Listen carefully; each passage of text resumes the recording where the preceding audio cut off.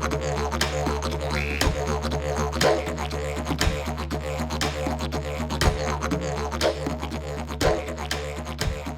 everybody, welcome to season 5 of Educator Yarns. My name is Jess Staines. I'm the director of the Koori curriculum, which is an Aboriginal early childhood consultancy that's based on Dark and Young Country on the New South Wales Central Coast. We offer professional development for early childhood educators through webinars, retreats, events, and in-services. This time round on season 5 of Educator Yarns, I'll be joined by Burch, who's the founder of Bush Kindy Australia, which is a program that supports educators in enriching opportunities for play and learning in nature for children. Beck has an extensive background in early childhood education. She leads Bush Kindy Australia, where they take children into nature spaces in all weather, and it gives them the opportunity to play and learn. Beck has experience that spans over many years regarding training and mentoring in nature play, and she's worked in Nature Play Queensland, TAFE New South Wales, and as well previously Cottonwood Learning. So welcome everyone to season 5 of Educator Yarns, where we'll be mainly focusing on the intersection of nature play and Aboriginal culture and giving advice and hopefully some pearls of wisdom for early childhood educators who are wanting to delve deeper into Aboriginal programs and explore opportunities for rich and meaningful nature play experiences. Before we get into the episode today, I'd like to acknowledge the traditional owners of the land on which we are gathered on and pay my respects to elders both past and present, as well as acknowledging any Aboriginal or Torres Strait Islander educators who are tuning in. Hi everybody, welcome back to another episode of Educator Yarns. Today I am here with Beck from Bush Kindy Australia, and we are going to be yarning to you all about bush tucker gardens and the importance of them and how to use them if you have them. So welcome back. Thank you. Thanks for having me again. So when we were brainstorming this particular episode, we were sort of connecting over a similar experience that we have when we're visiting some early learning services and delivering our workshops. And a lot of educators, if they do have bush tucker plants within their early learning service, there's a small handful of them who are saying that know what they are, and the rest they either don't have them or they have them and they're dead or not being utilised at all. And so we began yarning about, well, what message does it send to young children when we have these dead bush tucker gardens, but also what message does it send to community? Because when I go into services and I see that, I kind of feel a little bit like, well, why did you get one in the first place if you weren't going to utilise them or learn about them or care for them? So I guess a good place to start is, why would you want to have a bush tucker garden in your early learning service in the first place? So Beck, what is your why as to why early childhood educators should have bush tucker gardens? I think there's so many reasons. One of the strong ones I believe in is it really links to that place-based pedagogy, where it gives children and educators to learn about their own local community, what's actually grows in their local community, plants, and also then what wildlife or bugs are attracted. So really linking to learning about their local environment and that real world context of stuff that is important to them and relevant to them because it's in their space and in their community. That's right. And I think it does open up those green corridors for wildlife. And I know that through lots of different circumstances, like we've had fires in years gone by, like where I'm on the Central Coast, which has annihilated a lot of the natural environments and ecosystems that our furry friends and feathered friends rely upon. And you've just gone through Cyclone Alfred not that long ago. And so there's an impact of that, and wildlife do become displaced and their food sources and so forth. So even if you're in an urban area, having those patches of green within an urban landscape is really important as well. So there's lots of reasons why we would want to create those green corridors. And I think it just is one of the many ways that we can help children to understand what their role as a custodian is, or what it means to be a steward in caring for these spaces as part of their environment. So I hope that that's why educators want to have them. And then there are so many benefits of having a native garden. Do you have a native garden where you live, Beck, like in your own home? Absolutely. And I wouldn't say a garden, I guess just predominantly there are native plants spread all over my garden spaces. There is what people might term as a bush tucker. My warrigal greens is planted in my veggie garden. I also have some pig face growing in my veggie garden, but it's also out the front in my garden. So I guess it's interdispersed everywhere. And that's what I love to see when I go out into early learning services too, that um, where there's that inclusivity around our native plants or what we might call bush tucker, that it is just everywhere. It's not just one particular little 1 meter square patch over in the corner and that's labeled bush tucker. Like, it's great when we have that appreciation of the native plants and all of those traditional uses throughout our whole space. But yeah, I absolutely have it in my home garden. And then because I work on country, I'm surrounded by native plants all of the time. And on our sites, we've got everything from warrigal greens and lemon myrtles and cottonwood and paperbark and yes, so many whatever Dianella with the little berries. Yeah, lots of different things. And so children are able to learn about it very easily when we're out on country because we're surrounded by those native trees and plants. But I know not all early learning centres necessarily have that. If they've been a new centre that's been beautifully landscaped, sometimes it's not always been landscaped with native Australian plants. Hmm. And so I think it's about looking at the different ways that it can take place. And we always say like the best way to connect with country is to go out on country. But then we also know that our early learning services should be a reflection of our local community. So not only is that the peoples, the cultures, the languages, the celebrations, the religions, and so forth, it's also our local ecosystem. So how is that reflected back into your landscaped outdoor early learning environments? And there's an educator, her name is Jen Reed, and she came to one of our retreats that we did through Koori curriculum last year, and she runs a landscaping company in Melbourne called Urban Discovery. And this is what they do, is that they reclaim outdoor early learning spaces and they take inspiration from the closest local ecosystems and find ways that that can be reflected into their planning of that space and the learning that can happen. And that could be through, like, if you're on saltwater country, for example, looking at the rocks and having the pig face and so forth, that you might find having that planted around the sandpit area, or having beautiful dry creek beds if you're on freshwater country that flow, or that children can use hand pumps and flow through. So I really was quite inspired by the work that she was doing, and thought that it's not just about planting native to Australia, but planting what's endemic to your area. So when you're going out on country, Beck, you're seeing a lot of the plants that are thriving in your local ecosystems, and that should be a bit of a guide as to what you should plan to be including within your early learning space as well. So that's a reflection of those on-country experiences and a way that children can revisit their time on country even when they're back within the early learning service. Absolutely. And sometimes that can take a little bit of researching, investigating about what is local plants in your spaces. And that might be connecting with local nurseries. It might be a parent that is really passionate and has an interest or a job in horticulture.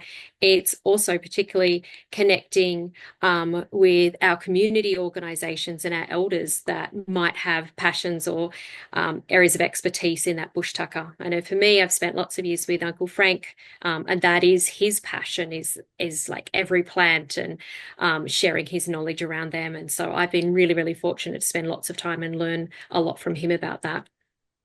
I feel like as well, like doing your research with children.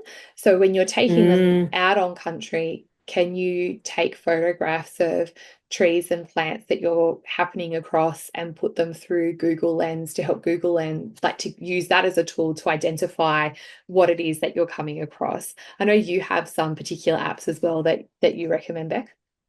Yeah, we've tried so many, but one of the most successful ones where we actually get accurate feedback is iNaturalist. It's a free app, and you can not only take photos of plants, but also fungi, birds, insects, a whole lot of things in your area. So it's amazing for identifying those.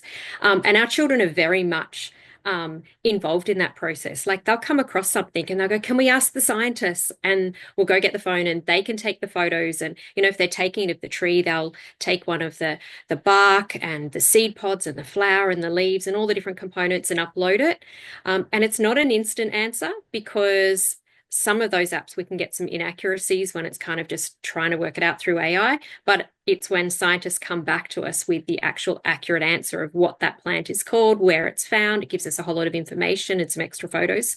But children can definitely be involved in utilizing that app.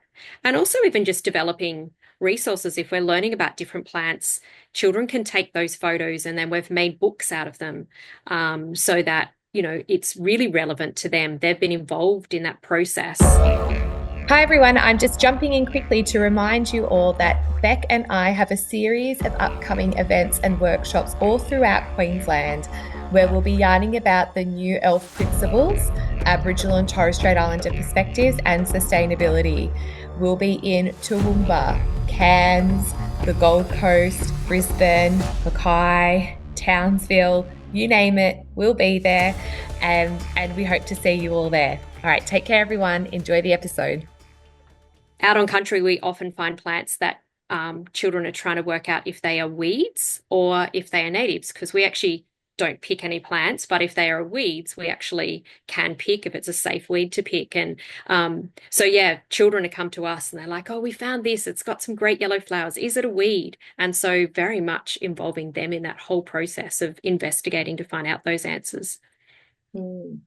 And I feel like I went to a service the other week and they were trying to identify the plants that they had in their pots, like some of which had died, some of which were still alive, and some of which were weeds. And I think it's when you are planting as well, when you're procuring these plants and you're putting them in, doing some sort of a map or plan where you're identifying where you're putting what in your garden so that when you do forget that you are able to come back and identify what exactly it is that you've put in that spot or what has died and what has taken its place potentially. So I feel like a few things that we've talked about so far is like the importance of researching and planning. So looking at what's in your local ecosystem, connecting with local community to get their sort of input or local nurseries and so forth, but also the planning in terms of like the space that you have available. So is it in full sun? Is it in shade? Can you put it in the ground? Does it have to be in a pot?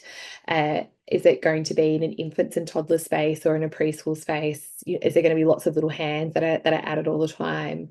Is it in a high traffic sort of run through area? So really thinking about that before you just go to the nursery and buy a whole heap of plants, and involving children in that process. Get them to draw a map of the garden and indicate when it's sunny, like track the sun throughout the day with the children to work out the times of the day different areas are in full sun or not. Take them out on country, take photos, put them into iNaturalist and Google Lens and research about the plants that you have in your area. Get them to identify the different birds that they see flying, within the early learning environment, and do some research as to, are they seed eating, nectar eating, insect eating birds? What might we need to create a habitat for those particular species to invite them into our space? And then I think the other thing that I believe is important is to start small. Don't get so excited and buy like 100 seedlings of a whole heap of different plants. For me, I would pick plants that are seasonal indicators because I think we get the most use out of them. We can use them for STEM learning experiences as well. But instead of having many, many seedlings, I would opt for like 7 mature plants. My experience with native plants is that, bar a few, most are very slow growing. And if you want to be able to use them in your program, you probably don't want to wait 8 years for them to start producing something. So you're better off with quality over quantity. Yeah. And I think it's easier for educators to learn about them. I have been in services, they're like, "Oh, we just went and bought 35 plants." And then that was just too big a task for anyone to kind of tackle and learn what they are. Whereas if you're only having like, yeah, 7, 8 plants, staff can kind of get to know them and what plants and be able to identify, and also involving children, like we've mentioned before. I know certainly one of the other programs I was working with children were actually creating the signs because they were involved in that whole process of researching and picking the plants and picking the right spot to plant them. So then they also created signs that then we put where those plants were growing. So they can be involved in that whole process all the way along. But yeah, less plants to start with, and you can always build as the time goes on, but at least it means that children and educators can start to learn about what plants what. Yep. And I feel like once you have the plants and you've planted them, trying to come into some sort of routine and rhythm, whether that's for the caring of them and who is doing that, how are we making sure that the plants are being cared for? What do the plants need? But also how if we're not having to weed and prune and do all those things, we don't need, and I think this is the thing with a lot of native plants is that they don't need a lot, particularly if they're from where they're meant to be. So sometimes we can kill them by being too kind, by putting lots of compost and lots of wormweed and all that sort of stuff. They don't need it. They don't need heaps of watering. They're meant for our climate. So sometimes neglect is like the thing to do. But I do still think that they need to be visited intentionally, regularly, as part of your rhythm of being outdoors, where you're saying, well, what can we see? What can we hear? What can we feel? What can we smell? And we're noting the changes, and we're getting children to observe and reflect on those changes progressively throughout the year. And there has to be some sort of responsibility in that. So in saying that, we neglect our plants and they do really well and they don't need a whole lot of care and input from us. But then over the Christmas break, we return and after 6 weeks off and they're completely dead. So I do think there needs to be regular checking of the plants, I suppose. And I think a really good one is often we get carried away when we buy plants and we, just put them in the garden and, go, oh yeah, okay, that's the, lemon myrtle and that's on. But every time we buy a plant, there's a little, care instructions tag. We literally need to take a photo of that or take the notes and add it to the back of the sign or store that somewhere in your office so that and I've seen it where it's on the back of the label so that when staff are there watering, they can actually look, and I've seen it where there's been a picture of just like a few raindrops or lots of raindrops. So when children are out there watering with watering cans, they're like, oh, this only has one raindrop. It doesn't like much water. But then these plants over here, they like lots of water. Let's go water those ones. So, we get that information when we first purchase a plant. Let's take notice of that, store that information, and make it accessible to children and educators, because then we're going to have a better success rate of those plants rather than, someone at the start of the year planted these. I don't even know what it is. And I don't know if I'm just keep watering it every day. Yeah, it is something that's quite hardy. And like you say, a lot of our natives are hardy. I always love giving the example of the pig face, which is that succulent that grows by the beach. It literally grows on sand in 40-degree heat. It often doesn't have rain. It often has salt water. It doesn't have nice moist soil. It has sand. So, it is very, very hardy, and quite a lot of them are that way. So I think, taking notice of those care instructions that we kind of get when we first purchase a plant is really helpful. And I don't know where you buy your plants from up your way, but I know in New South Wales, like we have Indigigrow and we have Bush to Bowl, which are two First Nation owned nurseries that are probably about an hour's drive from where I am. And then we also have the Native Wildflower Nursery, which is near me on the coast, and Sustainable Natives, which is on the coast as well. And then we have the Arimba Rainforest Nursery. So they're sort of like a community nursery, but then they grow a lot of the plants that get done for bush rejuvenation and regeneration sort of programs and stuff.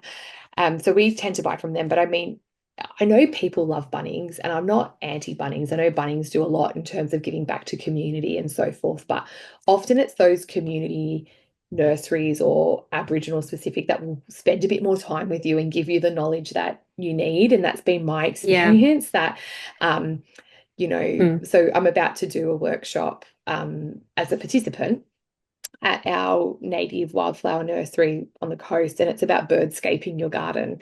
So going with a list of birds that we know are here and pictures of our garden, what we have existingly, and getting some recommendations about what more we can be doing to improve that for them. So and you get that when you're looking at community-based nurseries that are around you, or First Nation nurseries around you. So thinking about where you would buy your plants from, I think is important too. And the other place is local land care groups. Now, different places across Australia, sometimes it's called Dune Care, Coast Care, but they're essentially land care, which is an organisation that works with our councils, and they work to regenerate our areas back to native plants. Now, some of them have nurseries, and they're amazing places to go and tap into because, again, yes, they have that local knowledge that they can impart. They often free or very, very low cost, but they are very, very specific locally. And often they're even locally, come straight from the seed. I know our children were involved with land care, and they were actually getting the seeds out of the fruit, planting them in the soil, watching them grow, and land care was supporting them to do that. So very, very local and place-based. So yeah, checking out your land care, coast care, dune care kind of organisations. And your councils often give away free native plants as well. They do in Council is Queensland. great. Yeah, no, Yeah. our councils do too. And I think it's like 7 for your own home, but I feel I mean, I don't want to give false information, but I think early learning services can get up to 20 a year or something like that. So, and you can also ask your families, like if they don't want the plants that they're entitled to, like to pass them on to you. Yeah. And some can grow off cuttings. So there might be parents that have them, like some of mine, I've passed on to other friends or families just because, a bit of pig face breaks off and it continues to grow. So there are quite a few that may grow off cuttings as well. What a great thing to do with children, like for them to then be able to take that home and continue what you're doing at the centre within their own home backyard. I think that's great. Well, thanks, Beck, for all the tips. I think that's a heap of information for people to consider about wanting to start or how to reclaim their native gardens that they have in their early learning service. If you have a bush tucker garden, we'd love to see some pictures of it, and you can post them in our Facebook group, the Koori Curriculum Educator Community. If you want to know more about sustainable practices and how they intersect with Aboriginal programs, Beck and I are obviously doing a heap of workshops together. So you can check out either of our websites, Bush Kindy Australia or kooricurriculum.com, and you'll see where we are going to be popping up next near you. Thanks everyone for listening. Talk to you again soon. Bye. Bye. Thanks for listening to today's podcast. To find out more information about the Koori curriculum and how we can best support you in your early learning service, visit www.kooricurriculum.com.